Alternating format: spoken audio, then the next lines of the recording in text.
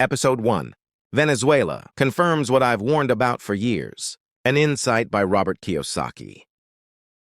In this episode, we present a powerful argument put forward by Robert Kiyosaki about money, power, and what happens when financial systems collapse. Using Venezuela as a case study, Kiyosaki argues that when currency fails, economics gives way to force, and finance is replaced by control. This is not a news report.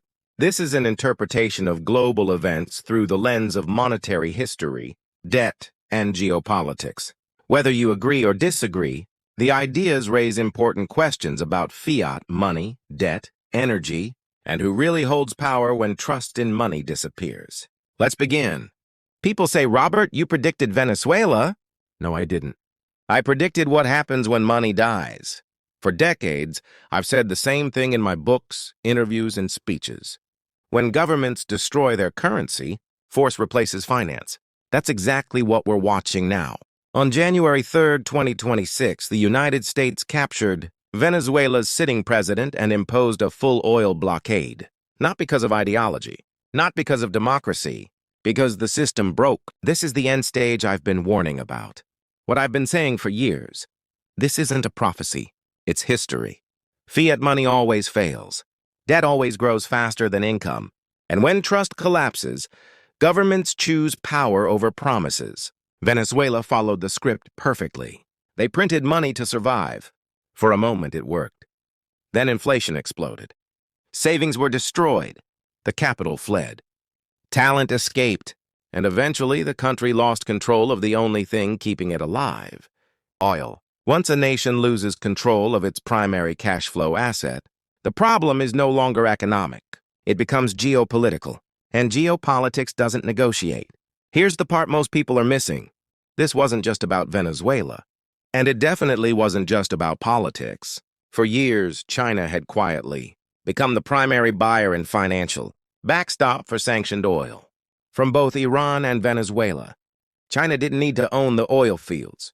It controlled the buyers, the shipping routes, the payment channels, the discounts, the debt arrangements. In other words, China controlled the cash flow. Venezuela's oil wasn't just fueling cars. It was fueling China's energy security, and outside, the U.S.-controlled dollar system. That's the real threat. So what did the U.S. do? It didn't break Venezuela.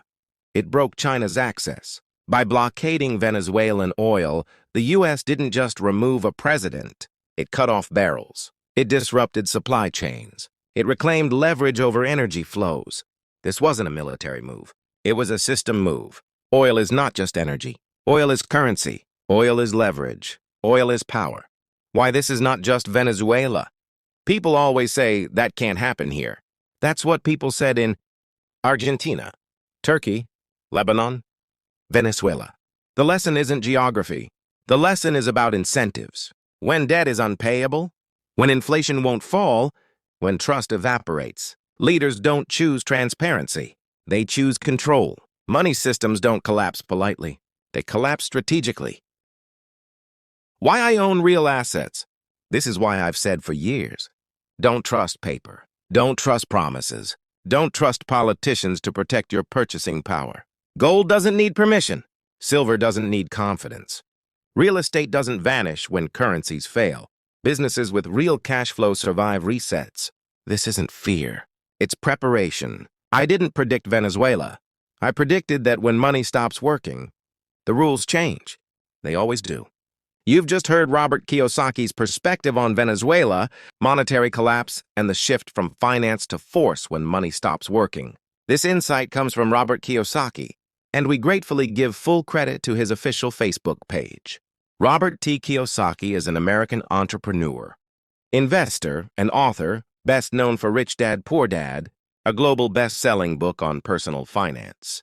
He is the founder of the Rich Dad Company and the author of numerous works on financial education, entrepreneurship, and investing. His ideas emphasize cash flow generating assets, financial literacy, and alternative approaches to building wealth. What do you think about this argument? Do you agree with Kiyosaki's analysis, or do you see the situation differently? Share your thoughts in the comments. Thank you for watching, and don't forget to subscribe to Digital Oromia.